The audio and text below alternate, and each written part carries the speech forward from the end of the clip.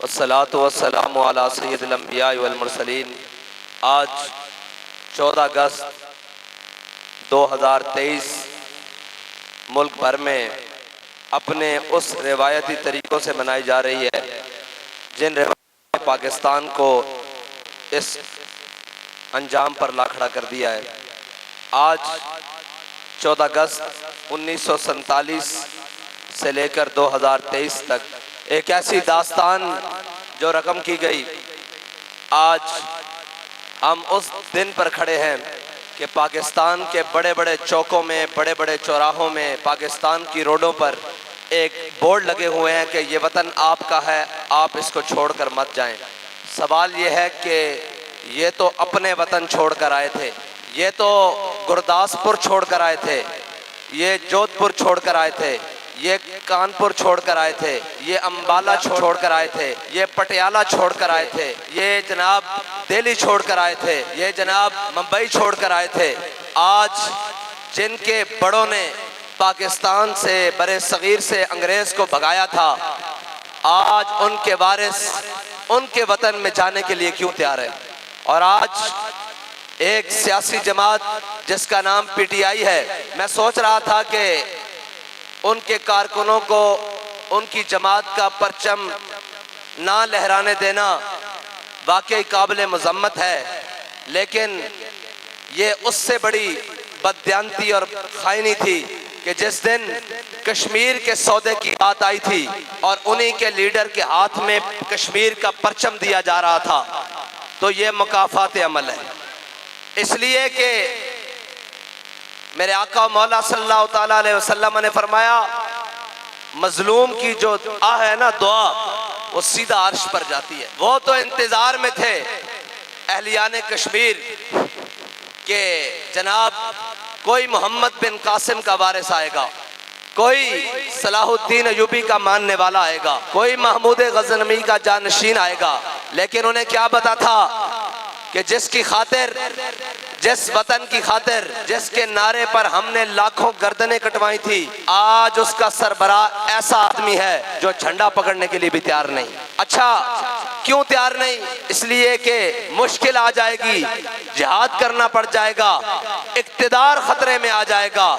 तो लो, इक्तिदार भी चला गया, मुश्किल भी आ गई, 2 वक्त की रोटी भी मुयस्सर नहीं, तो झंडा कैसे फिर कोई उठाए? आज जिस झंडे को तुमने जो आसानी से उठाया जा सकता था, आज तुम्हारे झंडे को सख्ती से छुड़वाया जा रहा है। यह है मुकाफात अमल। और आप, ये मैं तमाम आप देख रहा हूं कि थके थके चेहरे हैं, थकावट के आसार हैं। तो जरा उस रात के बारे में भी ख्याल कीजिए कि आज की रात थी, अपना वतन छोड़कर अमृतसर लुटे पिटे काफिलों के साथ, जो घर के 4 अफराद चले थे, अकेली बहन बची थी, जो घर के 7 अफराद चले थे, 2 भाई बच गए थे, वो भी जख्मी हालत में, जो घर का 13 अफराद पे मुश्तमिल था, वो 3 पर बचा, माँ, बेटा और आगे बहू, बाकी सब रास्ते में काटे गए। जरा उनका भी ख्याल करें कि वो बाबिल पाकिस्तान में आज की रात कैसे गुजार रहे होंगे। और वो तो इस यकीन से आए थे, वो तो इस ईकान से आए थे कि इंशाअल्लाह अब सुबह होगी, अब जनाब पाकिस्तान के अंदर मोहम्मद अरबी का निज़ाम होगा और जनाब सुबह ही बोलबाला होगा। लेकिन सुबह होते ही वो किन की बुनियाद पर आए थे? वो इसी बुनियाद पर आए थे कि हमारे भाइयों ने कहा है कि इधर चले आओ, ये मुसलमानों का वतन होगा, ये मोहम्मद अरबी के गुलामों का वतन होगा। लेकिन 76 साल से इन मुसलमानों ने, दावा इश्क रसूल करने वालों ने इस पाकिस्तान के अंदर ना निज़ाम मुस्तफ़ा ने, ना हुजूर का निज़ाम आने दिया, ना कुरान का कोई निज़ाम आने दिया, ना कुरान के अहकाम आने दिए। इस पाकिस्तान के बसने वालों ने, वो 1857 में कहते थे गदर हुई, लेकिन बाखुदा जो पाकिस्तान के अंदर गदर हुई, आज तक उन्होंने कहा लो, हमने अपनी जानें देकर, अपने वतन देकर, अपनी जायदादें देकर, अपने बच्चे देकर, अपने माल देकर, अपने असबाब देकर तुम्हें वतन लेकर दिया है। चलो उठो, मोहम्मद अरबी के नाम पर इसको खड़ा करो पूरी दुनिया के ऊपर और इस परचम को बुलंद कर दो अब पूरी दुनिया के अंदर, इस सबज हिलाली परचम को, कि ये इस्लाम का परचम है। लेकिन अफसोस अफसोस कि जिस परचम को हमने इस्लाम के नाम पर बुलंद करना था, आज उस पाकिस्तान के अंदर उन परचमों को बुलंद करने की कोशिश की जा रही है। वो नापाक परचम जिनकी बुनियाद इस्लाम के अहकामात से टकराती है, जो सरासर इस्लाम के मुनाफी हैं, आज उस पाकिस्तान के ऐवान बाला में और ऐवान बाला के अंदर बैठे हुए लोग जो कम से कम 5-5 बार असम्बलियों से, फिर 10 बार सूबाई असम्बलियों से, फिर कम से कम 10 बार जनाब कौमी असम्बलियों से, फिर 2-3 बार सेनेट के मजे लेने के बाद जिसको पाकिस्तान का ऐवान बाला कहा जाता है, आज उस ऐवान बाला के अंदर इस्लाम को दहशतगर्द कहा जा रहा है। आज उस ऐवान बाला के अंदर इस्लाम को इंतहा पसंद कहा जा रहा है।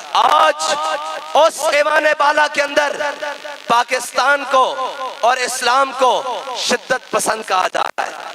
अफसोस तुम ये बिल पास करने के मुंह दिखाने के काबिल हो। ये सारे 76 साल से लेकर आज तक जिनके हाथों में इक्तदार था, इनसे पूछो कि तुम्हें तो पाकिस्तान इतना बड़ा दिया गया था, तुमने पाकिस्तान को पहले 2 लख्त किया, फिर तुमने कश्मीर को बेचा, फिर तुमने जनाब फाटा के अंदर और फिर ऊपर जनाब मुल्क के अंदर हवाई अड्डे दिए, फिर तुमने अपनी हमशीर बेचा, फिर तुमने अपने कौम के बेटों को बेचा, फिर डॉक्टर अब्दुल कदीर खान जो मोहसिन पाकिस्तान है उससे पूरी दुनिया के सामने ये माफी मंगवाई कि मैंने गलत काम किया है। तुम भी दुनिया में मुंह दिखाने के काबिल हो। तुम कहते हो कि हम इक्तदार के ज्यादा हकदार हैं, हम पाकिस्तान की मईशत को दुरुस्त करेंगे।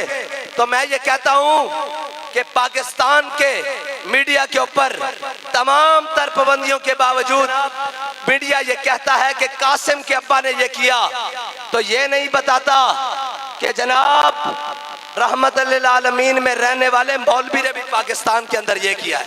और ये नहीं बताता कि उस मर्द कलंदर जिसकी बारगाह में हम सब जमा हैं, उस मर्द कलंदर ने एक अपने ऐलान से कश्मीर के अंदर खत्मे नबूवत का बिल पास कराया जो कम अज कम 50 साल से असेंबली के फ्लोर पर पड़ा हुआ था। कहा था कि हम खत्मे नबूवत पर पहरा देकर आए हैं और अब हम फैजाबाद से वापस आए हैं।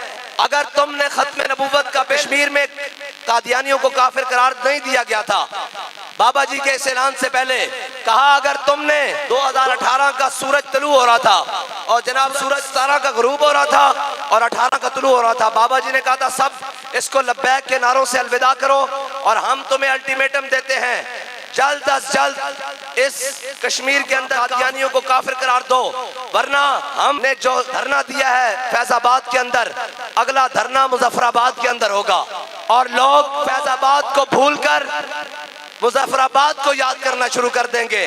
ये नहीं बताता कि एक शख्स की आवाज ने लाखों मुसलमानों के ईमान बचा दिए और इस्लाम के अंदर खत्मे नबूवत का और कश्मीर के अंदर इस्लाम का खत्मे नबूवत का परचम लहरा दिया। लेकिन अफसोस ये बताएंगे कि आज उस फलां ने अदाकारा ने फलां शख्स की जनाब वीडियो लीक कर दी है और उसको ये कभी नजर नहीं आएगा कि रात के इस पहर तक वो लोग जो पाकिस्तान के अंदर अपने जनाब भाई तुम्हारा बाजा बजाना बजता है इसलिए कि पाकिस्तान का बाजा तो बज चुका है, अब तुम ये जो हमारे बजवा रहे हैं ना बाजे रोडों के ऊपर, इनका बाजा बजाना बजता है इसलिए कि पाकिस्तान के अंदर और कोई चीज तो बची नहीं, एक बाजा ही रह गया वो बजेगा। ये रोने वाली बात है, हंसने वाली बात नहीं है। इसके अलावा है क्या? पुत्र बाजा बजा के ना घर जाके बिजली का बिल भी देख लवी। बाजा बजान तो जो फुर्सत मिल जावे तो फिर अम्मा को पूछी कि सुबह दी रोटी घर है कि नहीं है। जो बाजा बजान तो फुर्सत मिल जावे तो फिर एक बारी बह के जनाब फौजिया सिद्दीकी को पूछी कि तुहाडी हमशीरा घर विच है कि नहीं है। हाँ, बाजा बजान तो बाद घर जाके पूछी कि असी ये मुल्क पाकिस्तान इस्लाम दे नाम ते लिया सी, लेकिन मैं 76-72 जनाब चैनल खोल के देख रहा किसी एक जगह भी इस्लाम दा ना है कि नहीं। अगर ना होवे तो फिर दोबारा बाजा बजावी, क्योंकि तुहाडे को रहा कुछ नहीं बाजा बजाने तो इलावा, तुहाडे को शह कोई नहीं बाजा बजाने तो इलावा। इस वास्ते कि जिन्हां दियां बाजियां नूं नचा दिता गया होवे वो फिर बाजा ही बजा सकते हैं। रोड के उत्ते आके ठां ठां लाई हुई, पापा लाई हुई, की होया जी? उन्हें कहा असी आजाद हो गए। मैं कहा दस तो सही केड़ी गल्लों आजाद होया? तेरा निक्का भरा तो डंकी ला के यूरोप जा रहा, तू किथों आजाद होया? वो तो 400 साहिल समंदर उत्ते जिन्होंने दफनाने वाला कोई नहीं और जिन्होंने लाशा कफन पवाने वाला कोई नहीं। तू कहना कि मैं जनाब मुल्तान रोड ते मैं आजाद हो गया? कभी पुछता सही।